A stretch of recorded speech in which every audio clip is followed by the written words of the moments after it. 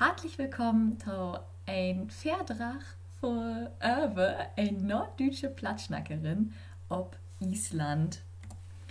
Wie ihr jau all denken könnt, das geht um mich. Ich bin die Platschnackerin, die gerade in Island leben deit. Und tau allererst war ich jau ganz kurz verkloren, wie mein Weg wär, bis ich in Island ankommen bin. Dann möchte ich jau was erzählen über Island. Und das eins auf Plattdeutsch. Also, mein Name ist Lisa, ich bin 27 Jahre alt, bin in der Lüneburgischen Heid groß geworden und bin dort zweisprachig aufgewachsen. Also, mein Papa hat nur Plattdeutsch mit mir schnackt, meine Mama nur Hochdeutsch.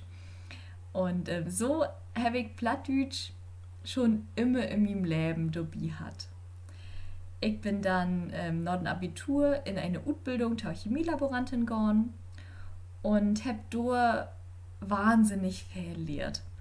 Nicht nur das ganze chemische und der ganze fachliche Aspekt, sondern auch fürs Leben so ein Beten. Und da habe ich dann aber auch gemerkt, okay, eine Ausbildung, der Job macht Spaß. Ich möchte aber noch ein Beten mehr. Ob der anderen sieht, habe ich da gemerkt, wie wahnsinnig spannend Umwelttechnik ist, vor allem die Kläranlage. Ich habe dann meine Ausbildung verkürzt und habe ein halbes Jahr in Portugal gelebt und arbeite auf einem Rierhof, wo ich so richtig vom Fernweh gepackt worden bin. Also das Fernweh hat mich gepackt und wird hüt nicht werde loslassen. Ich habe dann aber noch, das ist ein halbes Jahr in Portugal, meinen Bachelor in Wismar angefangen und habe dann dort auch Verfahrens- und Umwelttechnik studiert. Also ich bin studierte Verfahrens- und Umwelttechnik-Ingenieurin, bin dann für ein halbes Jahr auf den Camino, also ich habe die Fußmark von einem halben Jahr und bin dann auf den Camino, der hat nur einen Monat gedauert. Also ich bin von Lissabon nach Santiago de Compostela pilgert und werde so ein Beten, das ist Fernweh in mir, man werde so ein Beten Rinnetau bringt, so, ach Fernweh, ja, wie Gott jetzt noch mal gut. Danach habe ich dann den Master angefangen, in den ich auch nur noch stecken dau. Und das ist Fernweh, was mich da packt hat. Und das wohl einfach nicht mehr ruhig wehen. Und habe ich gekeken, was das für Möglichkeiten geben deit, wenn man Studentin ist, in Ausland zu gehen. Und da bin ich auf ein Erasmus Plus Praktikum aufmerksam worden. Das ist von der Europäischen Union eine finanzielle Förderung für Menschen oder für Studentinnen und Studenten, die gerne nochmal Auslandserfahrung machen möchten. Und ja, so bin ich dann nach Island. Also ich habe beschlossen, ich möchte das Erasmus Plus Praktikum machen und habe mich dann in Island einfach initiativ beworben. Und Island, genau, Island. Ich habe schon hier einmal eine Kurten von Island mitgebracht, denn ja, ich bin auch in Reykjavik angekommen, mit in Keflavik Land der Pfleger und Reykjavik ist die Hauptstadt von Island. Ich lebe aber 400 Kilometer nördlicher in Akureyri. Akureyri hat ungefähr 22.000 Einwohner und ist damit die viertgrößte Stadt von Island. Ja, da man im Betten smooth, dann in Deutschland wäre das eine ganz lütsche Stadt, aber hier, da der Stadt Island ja insgesamt nur 350.000 Einwohner hat, ist da eine Stadt mit 50.000 Einwohnern schon bannig groß. Und man hat hier auch wirklich ein Betten Hauptstadt-Feeling. Man hat wahnsinnig viele Bars, Cafés, Restaurants und eigentlich alles, was man brauchen deit. Akureyri liegt direkt an einem Fjord und dort habt wir recht mildes Klima, obwohl wir so nah am Polarkreis leben. Dort sind die Winter im Durchschnitt so -8 Grad und die Sommer so, ja, wird manchmal sogar 15 Grad warm. In Akureyri, was gibt das denn hier eigentlich so zu sein? Das ist eins von meinen Lieblingsbildern, denn jede Ampel hat hier anstatt ein Rotlicht ein Rothart. Das hat die Stadt hier inführt, noch 2010 der Finanzkrise Island so erschüttert hat. Den Isländern ging das ziemlich schlecht und die Stadt hat sich überlegt, wie sie den Dach ein Lütschbäden Bädemorgen kann. Außerdem hat man überall Regenbögen. Links ist eine Trepptonne Schaul hin und rechts auf dem Bild steig fährt dem Kunstmuseum, wo das dann Rünnen in die Innenstadt geordnet. Das macht diese Stadt so charakteristisch und so schön. Außerdem habe ich eine ganz besondere Kark hier. Da der Stadt Island recht laut den christlichen Glögen hier angenommen hat und Karken gebaut hat, sind die all recht modern von der Architektur. Das ist ganz spannend zu sehen. Und diese Kark ist zum Beispiel von der Architektur ja an Basaltstein anlehnt. Von diesem Basaltstein komme ich auch Leute noch mal, die habe ich mir all in echt immer ankäken. Die Innenstadt ist auch ganz hartlich. Links ist eine Isbude, der Isländer, der feiert Sülms im hartsten Schneesturm Isköpen. So süchtig sind die nur Is. Total witzig, das habe ich vorher noch nie gesehen. In der Mitte ist ein von meinen liebsten Cafés, da total leiftalig inrecht ist. Und rechts kriegt man einmal in die Hauptstraßen, in die Hauptinköpsstraßen von Akureyri rein. Akureyri hat auch den am höchst, wie sagt man das, den botanischen Garten, der am weitesten im Norden ist. Und als ich im August 2020 angekommen bin, war das einfach eine Farbenpracht. Wundervoll. Rechts ist das Haus mit diesem spannenden Architektur, ist ein Café. Was kann man in Akureyri sonst noch morgen? In Akureyri kann man ganz wundervoll wandern gehen. Um die Stadt fließt dieser Fluss, das ist die Glera, und rund um die Stadt kann man Kilometer für Kilometer wandern. Das ist wundervoll. Das ist auch ein von meinen Wächtauern Labor hin. Also Tommy Wächtauer Arbeit. Ich genieße das in vollen Zügen, so einen schönen Wächtau haben. Apropos Arbeit. Genau. Was mockt denn so den ganzen Tag, wenn ich nicht wandern darf? Ich arbeite in dem Labor von der Hochschule hier, von der Haskollin. Und ich forsche an der Herstellung von Bioplastik. Wie möchte ich das morgen? Ich habe links einmal Industriehanf, also Hanf, den man anbauen darf, ohne Restrictions, da der kein THC mehr enthalten hat. Und diesen Hanf möchte ich an meine Bakterien futtern. Die Bakterien sind auf dem Bild rechts zu sehen, das ist quasi diese, ein rosa Schleim unten in der Eppendorf in. Und wie das passiert, ist quasi, man kann sich das so vorstellen, so wie Menschen, wenn wir Energie speichert, also wie Erdstoffel, die Energie wird nicht verbrannt, wie speichert sie? As, genau, Fett oder Glykogen ab. Diese Bakterien, die ich da habe, die speichern das als pH-Base ab. Also quasi das wie Fett und Glykogen, speichert die das als pH-Base. Das ist eine besondere Verbindung.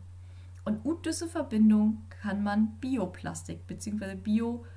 biologisch abbaubaren Plastik herstellen. Ja, und so sind dann mein Alltag so zwischen Petrischalen und kolorimetrischer Messtechnik. Ja, ich mag ja noch ein bisschen mehr, also ich bin nicht den ganzen Tag nur im Labor. Mein Alltag in Akureyri. Ja, also ich muss sagen, ich bin, was ich all gesagt habe, im August 2020 hier ankommen und dann pünktlich taun Winter durchwählen. Auf dem Bild sieht man mir, glöf nomdags um 3 oder so. Und der Winter ist schon, das ist schon eine Hustennummer. Also man hat an dem Kötzdach hat man ungefähr 3 Stunden Dach, was aber auch kein Dach ist. Also das ist ein Sonnenabgang und direkt wird ein Sonnenuntergang. Der Isländer mockt sich das aber total kommodig. Der ist ganz viel Licht überall. Die ganzen Böhmen sind umwickelt mit Lichterkähnen. In den Fenstern staut Kerzen. Alles wirklich schön. Für mich als norddeutsches Flachlandkind würde ich Schnee. Oh mein Gott, ich habe in meinem Leben noch nicht so viel Schnee sehen. Und der Isländer, ja, das lohnt sich halt nicht so recht, vernünftig auf Schuben. Links sieht man da einmal ganz wunderbar eine Eisfläche. Ich habe mich ein paar Mal lang gemockt, habe dann dort leert und habe mir Spikes gekauft. Ohne Spikes kommt man einfach sonst nicht vernünftig von A nach B.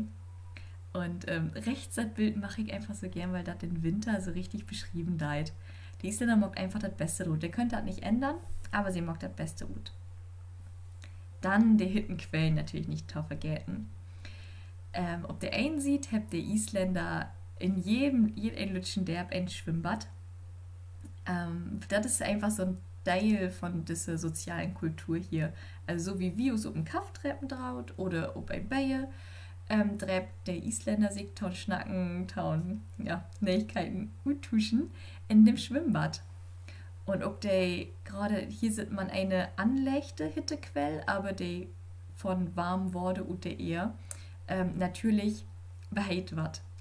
Das ist wundervoll, wenn man da in der Natur sitzen da, ob die Berge kicken da, vielleicht noch so ein Islandpferd neben sich grasen hat. Einmalig schön. Dann war, ja, natürlich, was für Island stehen da sind die Norddichter. Ich muss sagen, das ist was, da kann man so schwören, Wör verorten, weil Wör einfach taulitsch sind, um das zu verkloren, was man da fühlen deit, wenn der Himmel über ihn anfängt zu tanzen. Ganz, ganz besonders. Und jeder, der das sehen möchte, dauert das. Das ist wirklich ein Verlebnis. Rechts sieht man ganz, ganz spannend ein Naturphänomen, das nennt sich Glitzki. Und Glitzkis sind Regenbogenwolken. Regenbogenwolken entsteht, dadurch, dass die Sonne mit einem ganz gewissen Winkel um ein Wolk treiben deit. Und dann hat man einfach einen Regenbogen in Wolkenform. Wahnsinnig spannend, habe ich für im Lebenstag nicht wüsste, dass sowas geben deit, habe ich hier sehen und bin, vertöbert. Dann der Vulkan. Ich habe mich, dann bei alten Betten wild hier mit den Erdbeben taeist und kein ein weiß so recht, was los ist.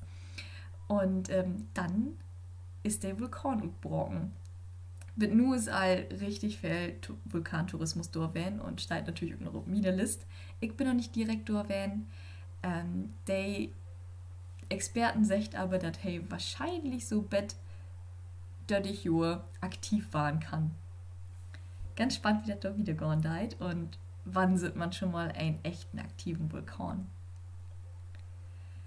Das Bild beschreibt das Umland von Akureyri ganz wundervoll. Also es ist wahnsinnig steinig. Man hat überall das Worte und ein lütschen Wald.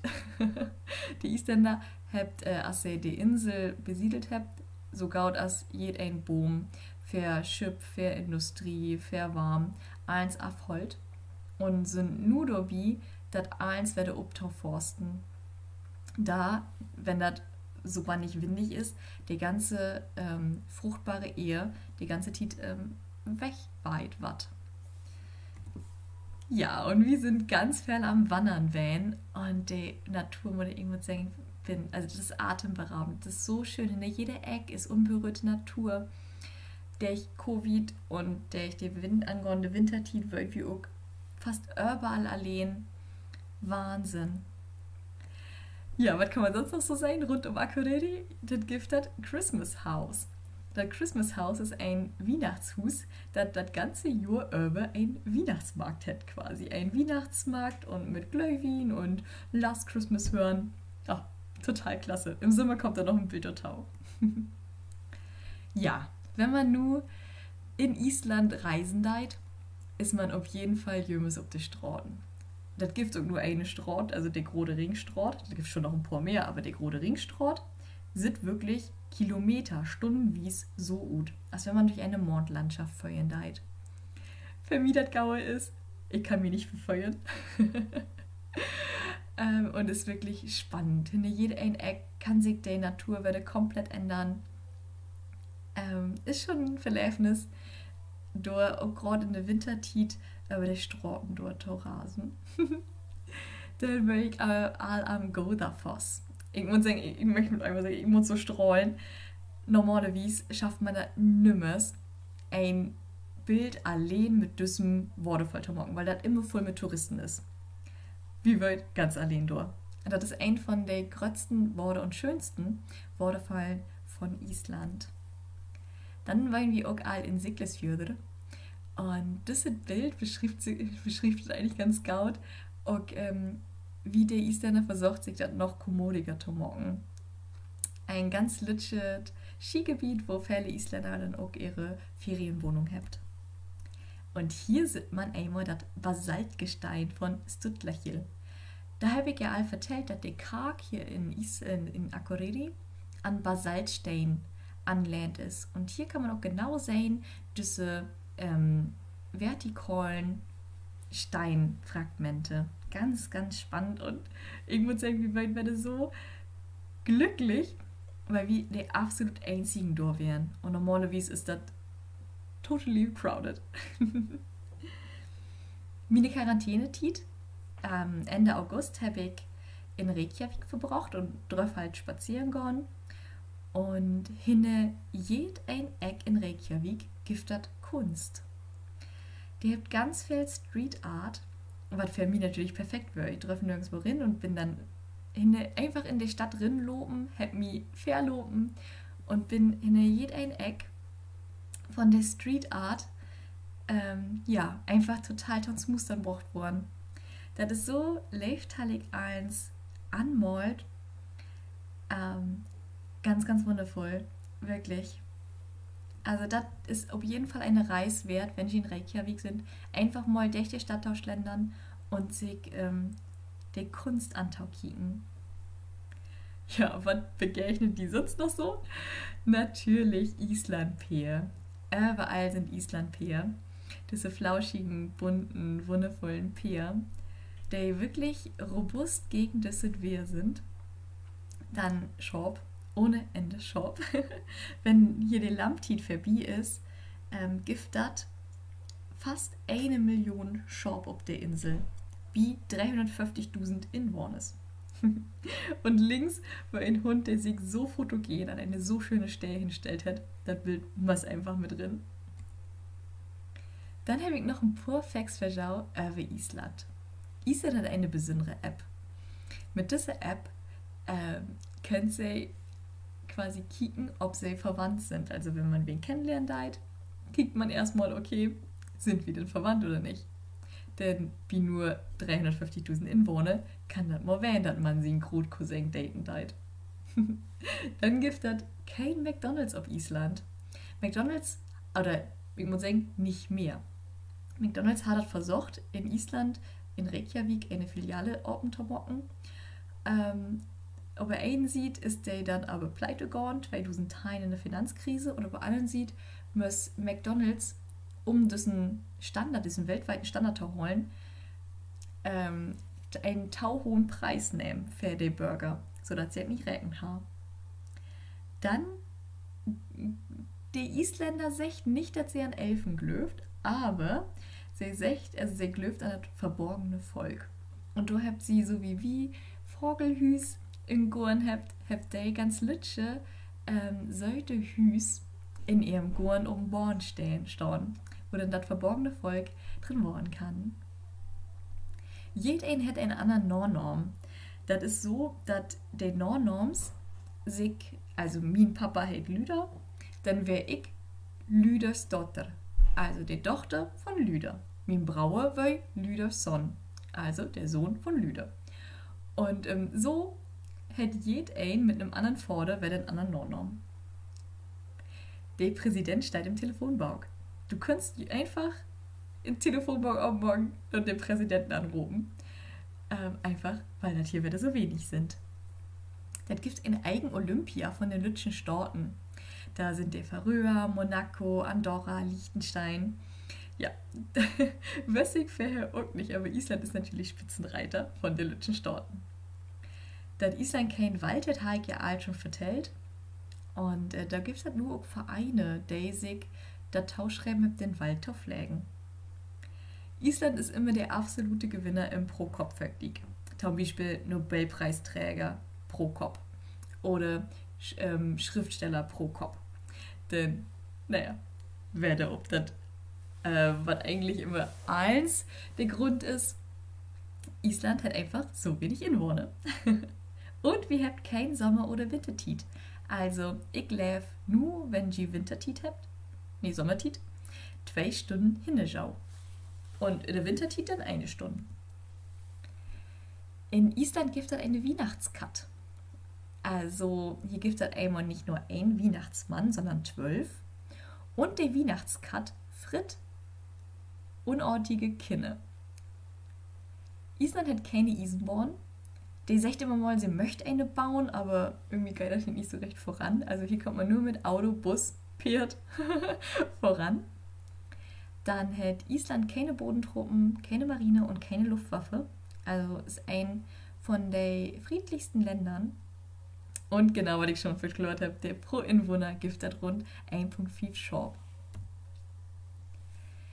Thetarettas. Ja, das sehe ich dann eigentlich ganz gut mit dem Spruch. Thetarettas ist ein Utspruch für, ach, das löst sich schon. So laut ein bisschen Tiet vergauern, dann löst sich das Problem schon. Und wie der Spruch sind die Isländer sehr darauf bedacht, keine englischen oder utländischen Wörter zu integrieren. So ist der Computer ist der Tölver. Und das setzt sich der Hoben Utala, der Toll, Wölfer, Wahrsagerin. Also der Computer, da sagt man Tölver, die numerische Wahrsagerin. Electricity oder die Elektrizität ist Raff Macken. Raff ist der Bernstein und Macken die Kraft. Da gibt es einen ganz eigenen Verein für, der sich um die Wortneuschöpfung in Island dann kümmert. Ja, genau, ich bin hier angekommen und dachte mir, oh Mensch, die Wörter kennst du ja, die klingt dann einfach nur plattdeutsch. Ja, zum Beispiel der Büchs ist hier die Büchses, Büchsisch. Das Hus ist das Hus, Blaum ist die Blom, Wien, Wien, Pan, Panna und Vater ist der Vater. Ja, noch kurz zur aktuellen Lage. Also gerade haben wir Mai 2021 und unser Inzidenzwert ist sehr niedrig im Vergleich zu Deutschland. Unser Leben ist schon fast wieder normal. Wir können zum Sport gehen, die Schwimmbäder haben auf, Bars, Restaurants, Cafés, alles hat auf. Wir müssen halt nur Mundschutz tragen. Wo geht das nun für mich wieder? Für mich geht das bis Dezember auf jeden Fall noch hier in Island wieder. Da werde ich dann fleißig wieder die Welt retten durch Bioplastikforschung. Und ja, wo mir das dann hindrieben seid, weiß ich noch gar nicht so genau.